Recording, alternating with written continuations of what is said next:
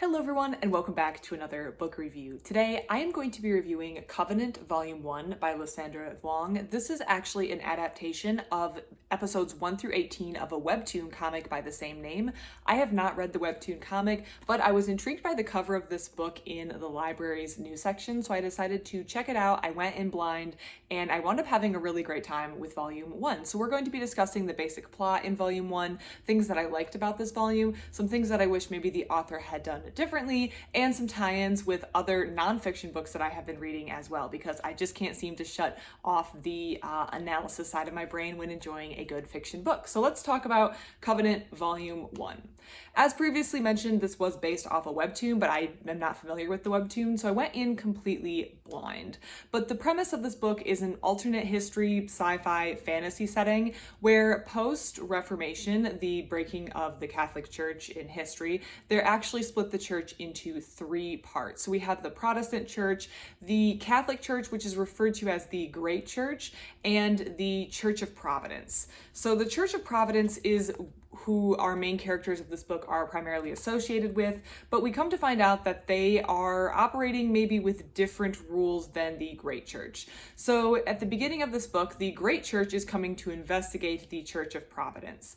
In this alternate history world, demons are a pervasive problem on Earth, and they come to Earth and they destroy human lives, essentially. And these need to be stopped by exorcists who work from the church. So the Great Church has exorcists and the Church of Providence has exorcists, but there's a difference in philosophy on how you handle a problem, with the Church of Providence placing heavy emphasis on not killing demons, because by killing a demon, you may also kill an attached human, but instead trying to preserve the human lives that have been compromised while the demon is on Earth. The Great Church places highest priority on just getting rid of the demons at whatever cost necessary. Human lives are just considered a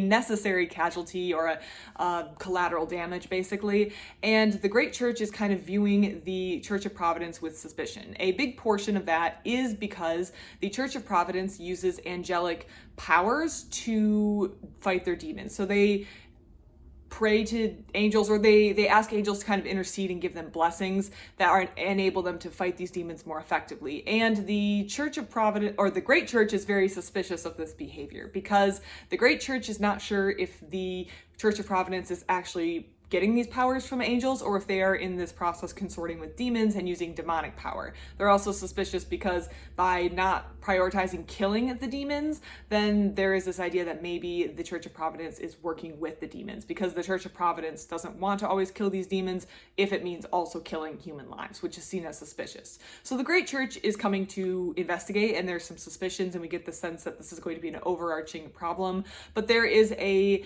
focus on a specific character, who is our main character here on the front cover. Try not to get the glare in there, whose name is Ezra. And we find Ezra, who is a talented exorcist for the Church of Providence, in a crisis of faith. So he is having trouble believing in these things, particularly God, that he is supposed to be working for, although he does have faith in angels because he has personal interactions with them, and he is talented. So he is a talented exorcist, but again, having this crisis of faith, and we meet him as he is working on these exorcism cases and also attending college. He is, I guess, assuming by his outfit, he is a priest, or he is part of the exorcist class, but he is young and is struggling to find his place in the world. We meet him, his friends, people that he knows and are also exorcists that are working together as they try to figure out why there's been this increase in demonic activity in the area where they're working in, because there's been a great increase. This is one of the reasons the Great Church is coming to investigate, because they think this increase in demonic activity means that the Church of Providence is using demonic energy, but instead the Church of Providence is saying, no, this is just happening independent of our works, and we also want to figure out why this is happening. So we have this increase in demonic energy, but Ezra also has communications with the angels who have given him blessings, and one of them is telling him that there is a boy he needs to protect. A boy, if I had to guess, these people are somewhere between like 19 to 23 is probably the age range. So boy, because they're younger than me, but a man who is coming to his college who he needs to protect.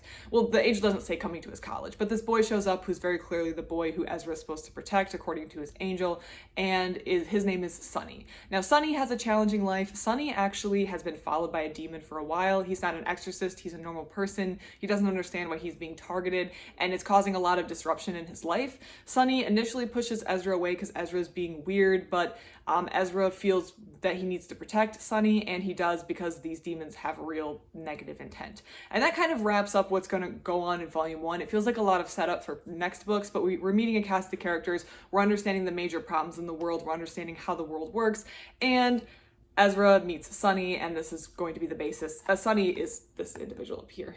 But Sonny is going to also be a basis of the rest of this book. So that's what's going on in Volume 1. It's an enjoyable first entry in the series, and I had a lot of fun reading it.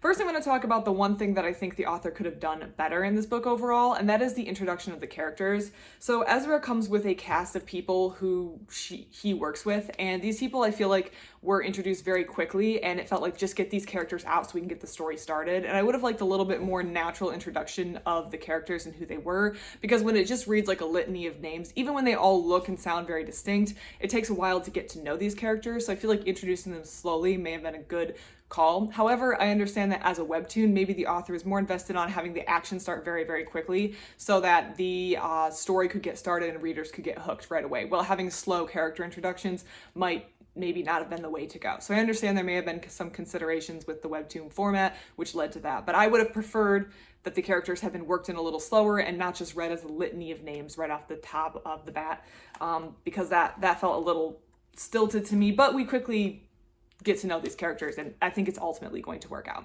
Overall, though, I like this book. The premise was really interesting. I like the alternate history. I like the whole people fighting with demons. I mean, you're watching fit people fight demons. There is a little bit of the audience, what do you call it, like fan service here, where like the audience is kind of getting fed. I mean, it's attractive people fighting demons. It's, I don't know if, again, fan service is the right word, but it feels like there's a little bit of that going on. Which, I mean, if that gets people to read your webtoon, then that's fine. And I think the author has there's nothing wrong with doing that. So it's fun, it's exciting. There seems to be some problems that need to be solved, and I would definitely read Volume 2. It's enjoyable. And I like also that I was seeing some tie-ins with stuff that I've actually read about in my nonfiction reading. So if you follow other videos on my channel, you may notice that there was a little bit of I've been on a little bit of a medieval history kick, and I've been reading some really interesting books, particularly on things like how magic was used in the Middle Ages or how people thought it could be used in the Middle Ages, among other things in medieval history. So if that is interesting to you, check it out. But there's been a tie-in particularly about there was a lot of worry in the Middle Ages about where the power of magic came from, because magic was viewed as real and accessible, but the sticking point on whether or not you were on the right side of the church or not was the source of the power. Did this just come from natural properties in the world, or did it come from demonic energy? And there's a scene where the Great Church is coming to visit, where we have this conversation between a Church of Providence and the Great Church, and the Church of Providence says, "The Church of Providence draws its strength from the powers gifted to us by our patrons." Great Church says, "Your patrons?" Church of Providence, "Yes, our patrons, the angels." Great Church, "The angels, right, so I hear. But tell me this, sister, how do you know for sure it is the angels that you deal with? Could they not be demons whispering in your ear under the guise of angels?" Which was a real concern in the Middle Ages, that you thought you might be accessing angelic power, which was considered okay for the most part. But how did you know that the power you were receiving for your magic was angelic versus demonic? And that was a really key question in the Middle Ages. And I felt like that was a direct tie into this book, where that seems to be a key question that the Great Church is questioning, similar to how the Catholic Church would question that. And the Church of Providence is having to defend itself by saying, we're not accessing demonic power to fight these demons or doing anything outside of the realm of what the church approves. This is all acceptable. And that was a key tie-in with some of the nonfiction reading that I have been reading. Particularly my most recent one, The Transformation of Magic, might be of interest to you if you like the nonfiction bent. But this is clearly a work of fiction, and I am enjoying it. I think that there's going to be some sort of relationship that develops between Sunny and Ezra. Maybe I'm reading into it too much, but I think that there could be something there. I would like to see this develop further, and I'm definitely looking forward to finding volume 2. I did not see it in my library, but I mean, it's out, so I feel like it has to be there, and some library has it, and I'm going to track it down and read it. Please let me know what you thought of volume 1 of Covenant. Did you enjoy it? Did you like it? What problems did you have with it? Did you agree with some of my assessments of the story or not? Please let me know in the comment section down below. Thank you so much for watching, and I hope you have a great rest of your day.